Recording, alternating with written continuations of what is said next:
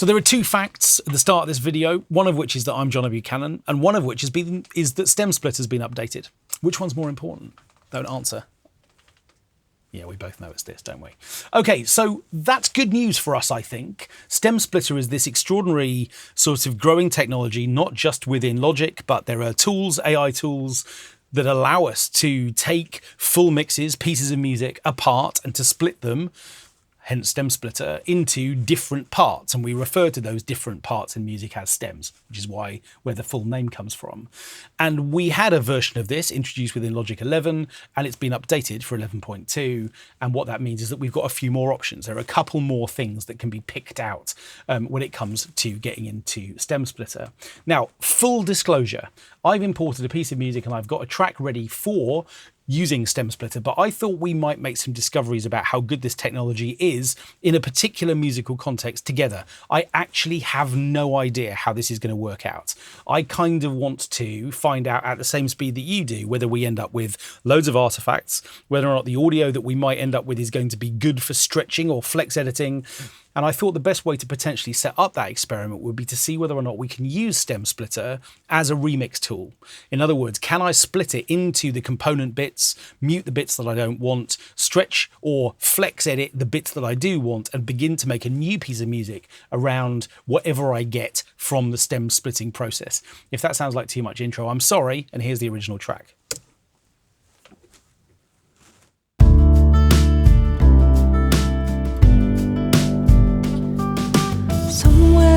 Got lost on the horizon. The light from distant stars just out of view. The oceans rise and fall forever sleepless. Tonight the tide will bring me back to you. Ooh.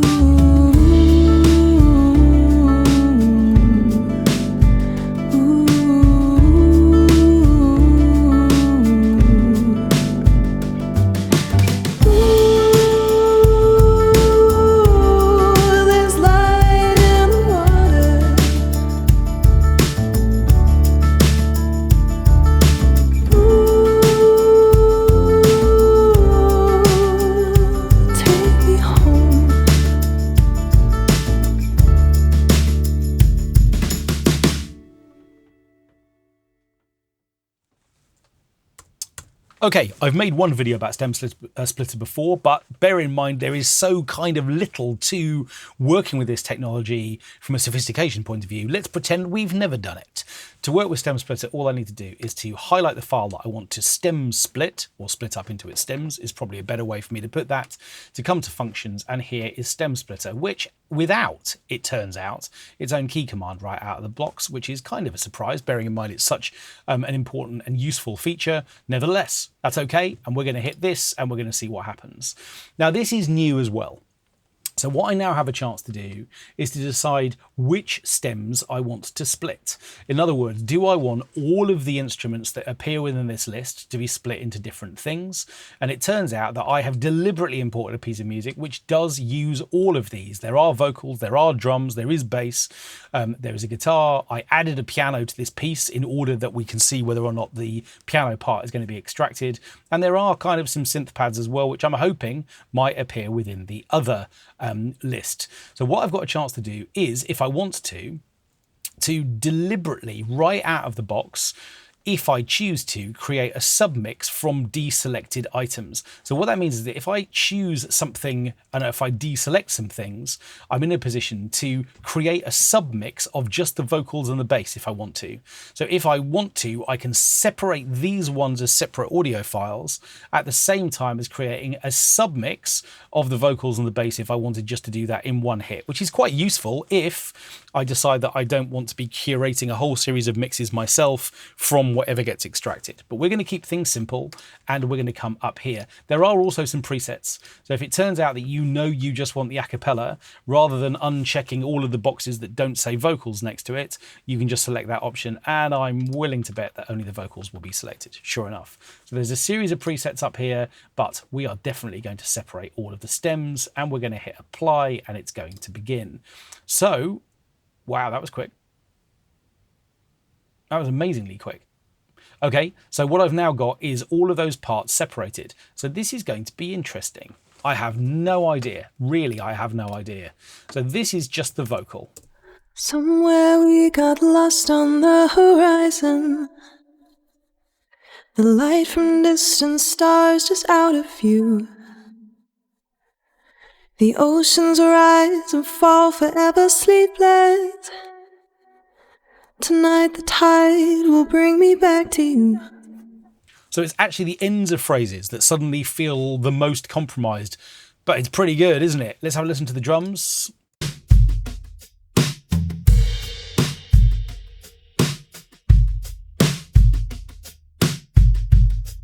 So obviously I would imagine that if I were a detection algorithm, I sometimes wonder if I am. If I were a detection algorithm, I think probably from a drum perspective, the hardest thing would be to pick out what is a kick drum from the bass. So it wouldn't surprise me if, well, as we're hearing, it's the kind of bass end of this that lacks the kind of absolute precision that we might hope for if we were hearing drums completely recorded by themselves. But again, it's pretty good. Here is the bass line by itself. Again, is there a similar compromise with the way that this speaks?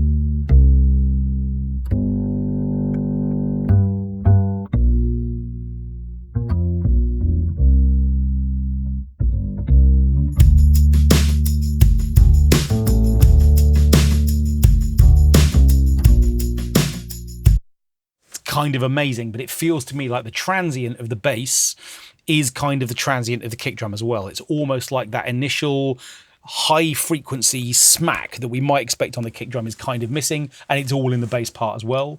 Again, sounds like I'm being critical of this technology. It is kind of unbelievable, really, how good it is. Here's the guitar.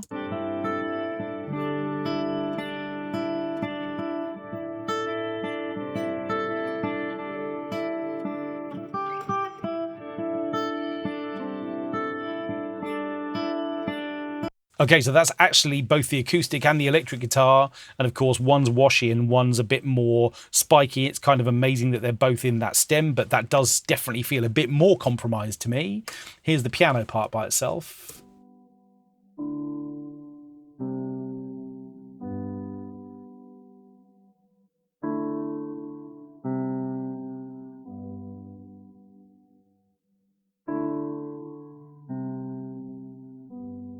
So it's definitely through the sustained portion of these sounds that we begin to hear the artifacts.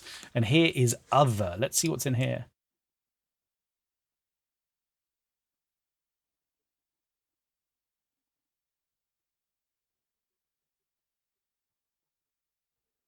Is it just me or is that file quite quiet? So it looks like it's kind of taken the little synth pad and it's kind of folded it down into, I don't know, maybe a combination of reverb. Maybe it's in the kind of guitar world a little bit and it's kind of got mixed in with there. Nevertheless, that effectively obviously is a stem we could probably throw away because it doesn't feel like it's doing very much. Let's hear the whole thing for maybe the chorus section.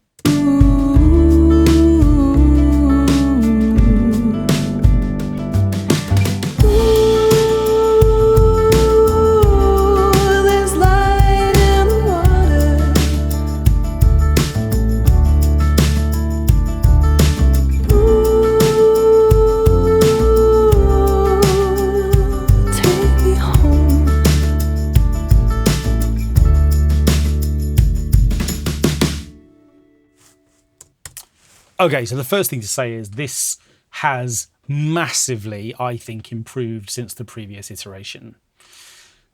Yeah, I mean, certainly pressing play, the overall mix feels more like the original than was true after the previous version of Stem Splitter. But the fact that the separation for these two new instruments, so guitars and piano, is new, feels pretty extraordinary to me. And definitely when you press play on the whole file, it sounds pretty good compared to the original mix. Very impressive. But how do things feel when we start doing remixy things with them? Because at the end of the day, what might we want to use Stem Splitter for? And it feels to me like certainly isolating acapellas is going to be an important thing so that we can build remixes around it.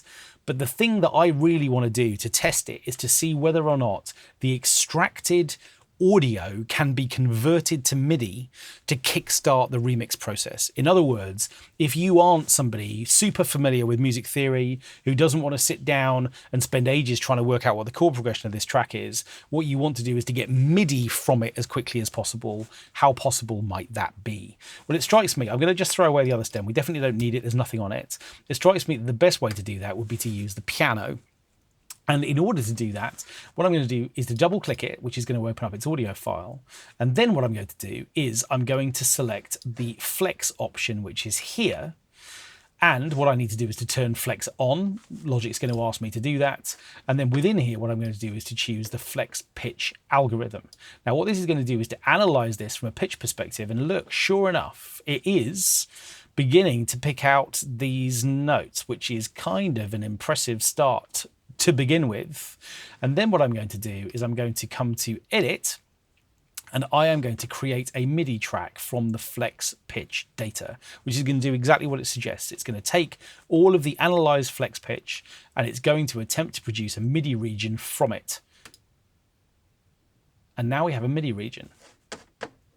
And I just wonder what happens if, look at that, it's already assigned it to an instrument as well, an electric piano. So what I'm going to do is I'm going to just have a listen to this.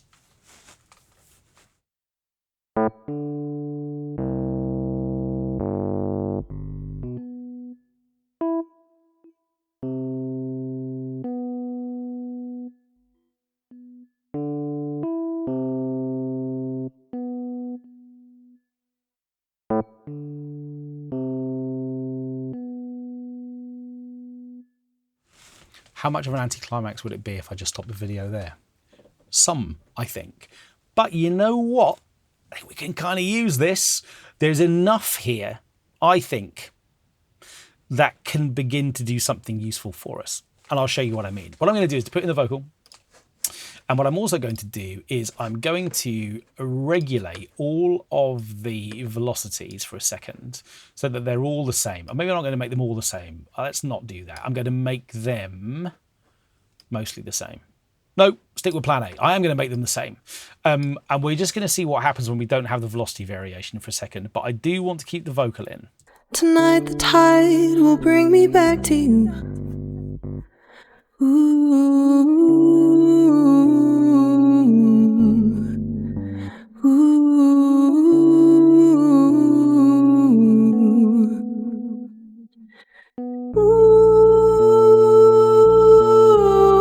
There's light in the water.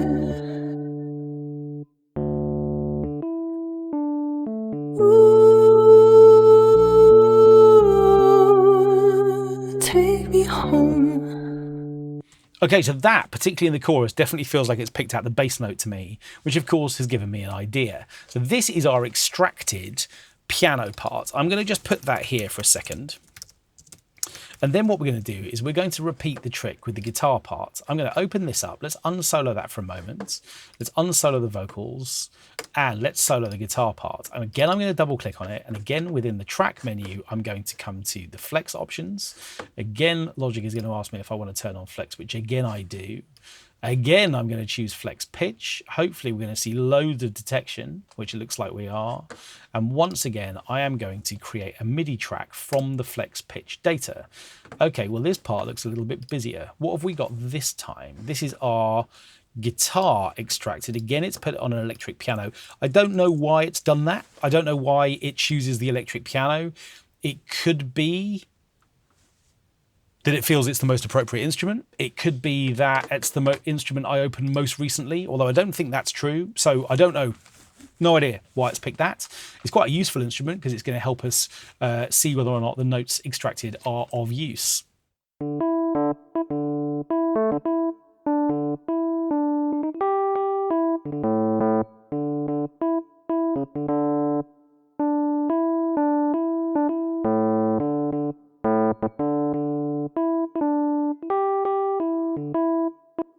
Morse code piano. Let's put this in with the extracted piano part too. I'm interested.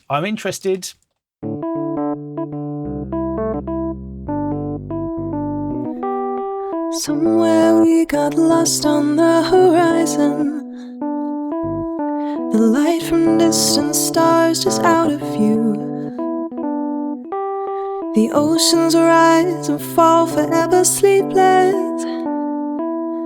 Tonight the tide will bring me back to you. Sounds a little bit like we've invited a sort of bad Stevie Wonder cover band to come and have a go at a remix of this track, and the electric piano players turned up first.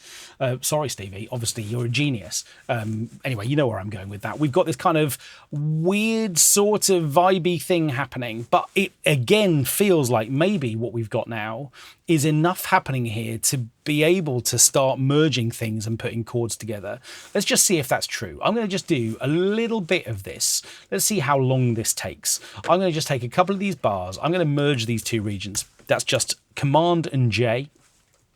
And then what I'm going to do is just see what I'm actually left with for each individual chord. So I've got a note here. Let's have a listen to the opening bar.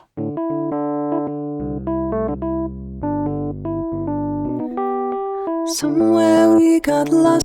So we're not really getting this note as in a way that we might like it. And we definitely seem to have this kind of weird undernote here too, which doesn't sound useful to me at all. So what I'm going to do is I'm just going to get rid of all of this stuff. And I'm going to put this on a bar line. And every time we get a new note, I'm going to put it on a bar line too. So that's all sort of continuing. So that's probably our bass notes. And that's our bass note for this bar. Okay. And it looks like that's continuing as well. I don't think we need all this little detected stuff here. So let's just see what happens with 2 bars of this. Strip back to the bare bones.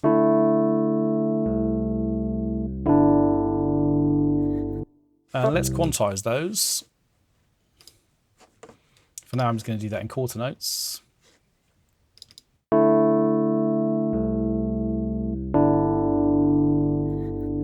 Somewhere.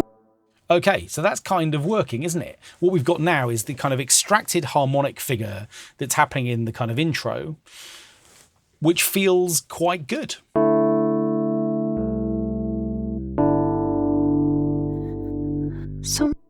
And the intro is definitely the same as the first 2 bars of this section. So if I wanted to, I think I could just get rid of all of that and copy that into its place, and we'd be in good shape. Somewhere we got lost on the horizon. The light from distant stars just out of view. And those 2 bars are the same as well.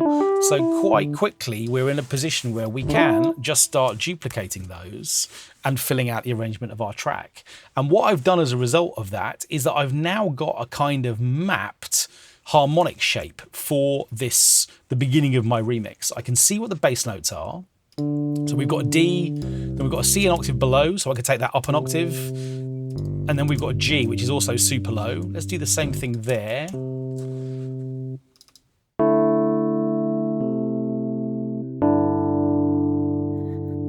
Somewhere we got lost on the horizon.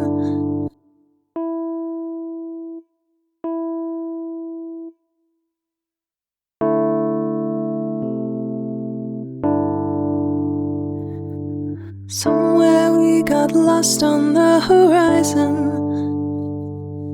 The light from distant stars just out of view. Okay, so let's just focus on this section of our track. We've now got some MIDI, which has been extracted, and that feels like it's going quite nicely, just in terms of getting the chords in. Just added a marker I don't need. How often does that happen? Every damn day. Okay, so we've got some extracted chords, and from that we could make a bass line, I think, because the lowest note is a bass. I'm going to just stick with the electric piano. It's sufficiently different to everything else. We can easily hear what's happening. So the next thing to know, or to ask, is how does this stuff bear up if it turned out that what we wanted to do would be to change its tempo? So I'm going to do that next. I'm going to come to the vocal part. I'm going to open up flex mode, and what I want to do here is, I think, probably go for... that's going to include the original vocal and its effects to an extent. We've got a little bit of reverb baked into that file, and later there are backing vocals. I'm going to just try the polyphonic mode. Let's see. For the beat, I'm going to choose slicing mode. Feels appropriate. For the bass, I'm going to do that as well, I think. Slicing again. I'm going to definitely sort of prioritize the transience of that so that everything's kind of a bit better in time. For the guitar, because there are two parts in here, again, I'm going to go for polyphonic. And, ooh, goodness me, that's a lot of transient markers. And then for the original piano, we're going to do that too, just because I'm obsessed with transient markers. Okay, so we've now got everything detected and analysed. Let's just see what happens if I take this up to 105 beats per minute.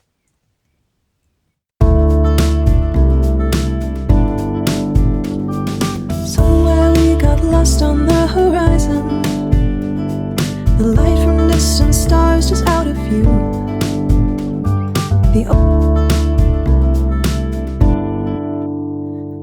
Somewhere we got lost on the horizon.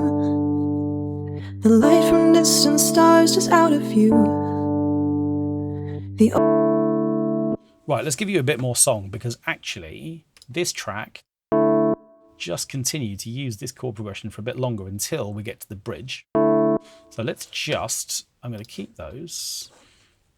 And I'm going to keep those too. But what I am going to do is just run this section to remind myself. The oceans rise and fall forever sleepless. Tonight the tide will bring me back to you.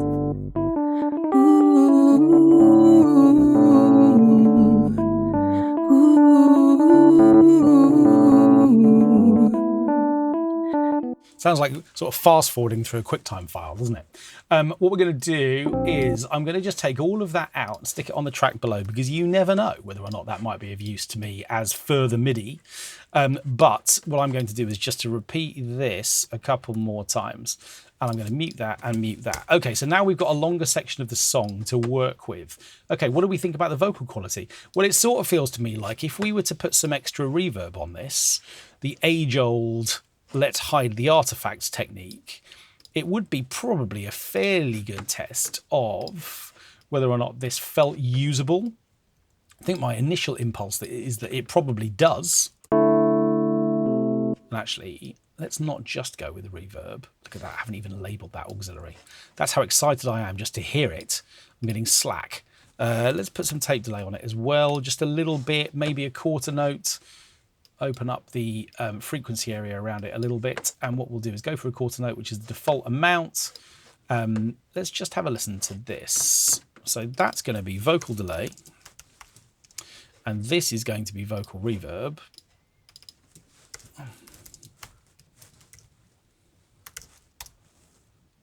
Okay, let's have a listen.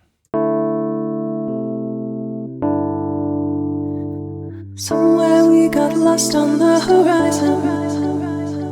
The light from distant stars just out of view. The oceans rise and fall forever sleepless. Tonight the tide will bring me back to you.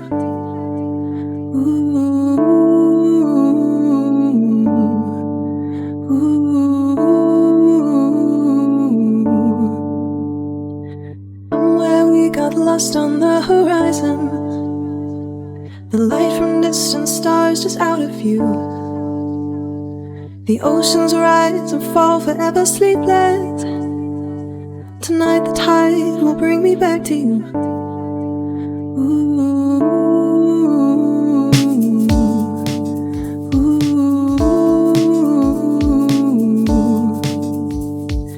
Somewhere we got lost on the horizon. The light from distant stars just out of view. The oceans rise and fall forever sleepless. Tonight the tide will bring me back to you.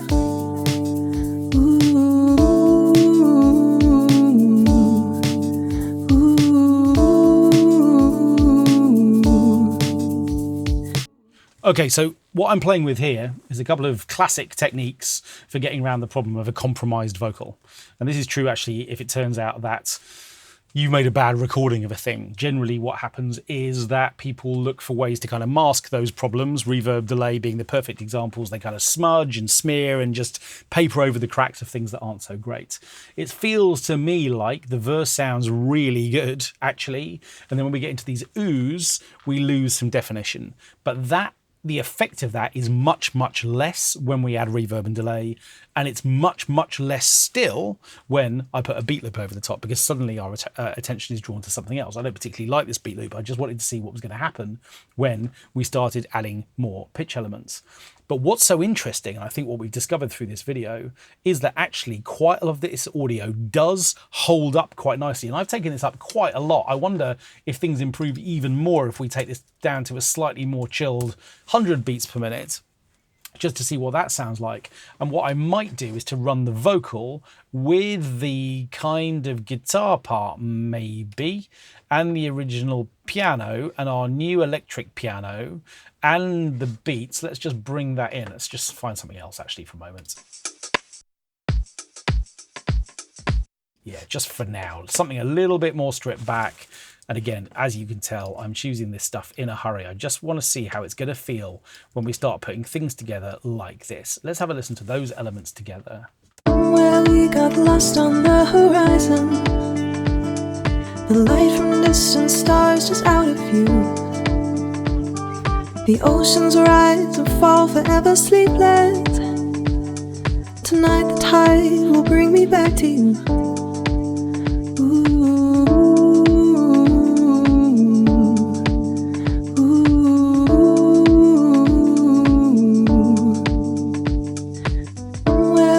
Lost on the horizon, the light from distant stars just out of view. The oceans rise and fall forever sleepless. Tonight the tide will bring me back to you. Well, it feels to me like there is plenty of there to start a remix. Remember, what we did was to bring in the original mix, strip that down using Stem Splitter to the full range of analysed stems that are now possible within this update, which gives us guitar and piano over the stems that we already had access to. And then what I did was to take two separate audio files and take those into Flex Pitch and then extract that extracted pitch data from to become a MIDI file. And what that did was to give us a kind of crazy couple of regions, but actually the pitches that we do need or form the foundations for the chords of this piece were there, and I just needed to use my ear to go and find those and work out what they were. It would be quite interesting to find out what happens if you extract the bass line. Does that just give you something which is more immediately the lowest note, therefore easier to turn into a bass line of your own? And then what I've done is to flex edit all of the extracted audio, increase the tempo, and just begin to hear how it holds up through this section of the track. And the answer is pretty good. Not absolutely perfect, but of course this technology is only going to continue to get better. So I think we can get used to the idea that this is here to stay, and that probably the options for how we might be able to split stems in the future is going to continue to expand and become more sophisticated, and the algorithms at the heart of this technology are going to continue to improve as well. But if you like the idea of remixing, Stem Splitter is now even better news for you than it used to be.